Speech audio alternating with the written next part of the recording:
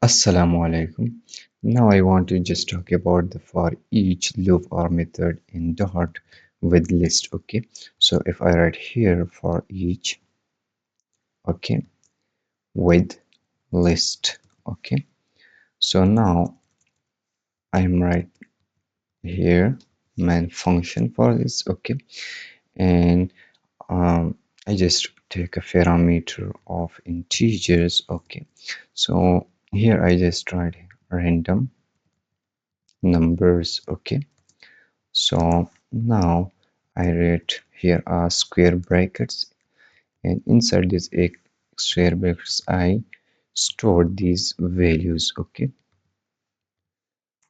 so it just are random numbers. Okay, now I want to show that how this for each loop or method work. Okay, so here you can see I just write random numbers, the variable name of list, okay, and dot for each method that I want to call it, okay. So this for each method returns a void, mean nothing, okay. So it is a method that returns void nothing, okay, and it take a parameter a function.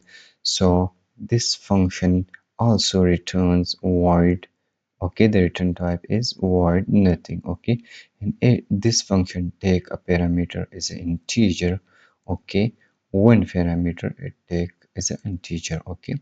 If I write here a function, so it take an anonymous functions. Remember these methods that we will also talk about in another lectures.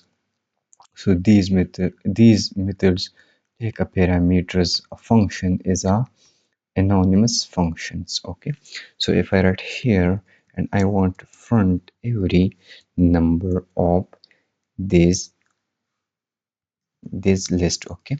So here you can see I write just dot for each and I write a function, okay.